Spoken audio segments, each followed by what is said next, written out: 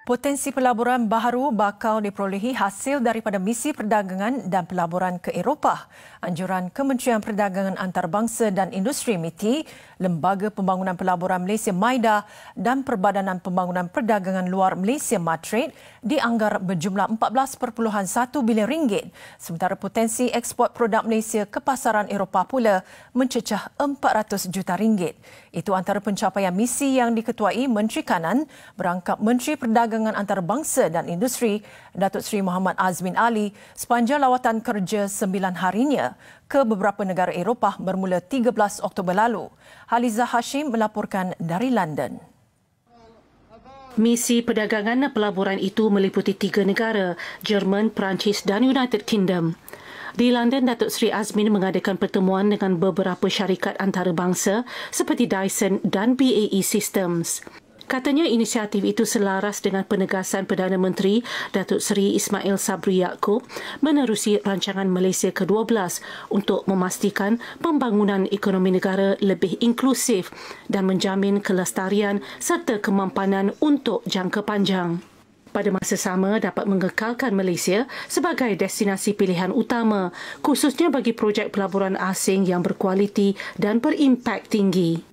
Usaha-usaha ini juga adalah untuk mencipta peluang-peluang pekerjaan yang berkualiti tinggi untuk rakyat tempatan.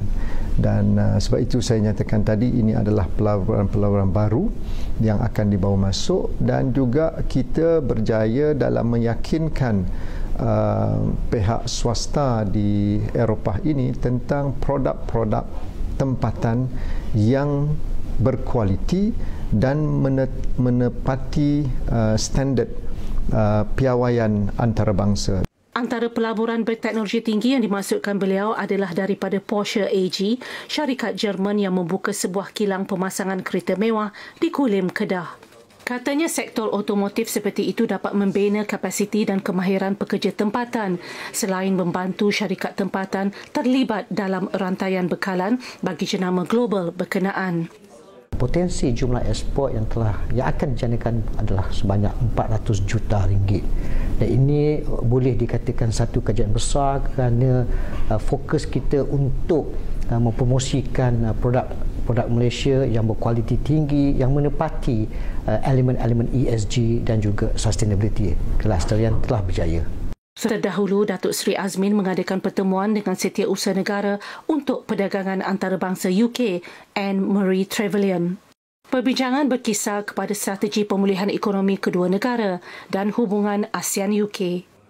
Misi perdagangan dan pelaburan ke Eropah yang berakhir hari ini menyaksikan ia antara pencapaian yang terbaik di mana Malaysia bakal menjana pelaburan baru selain perluasan serta pembentukan sektor ekonomi pelbagai.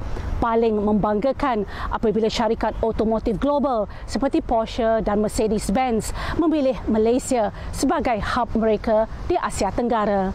Haliza Hashim, TV3, London.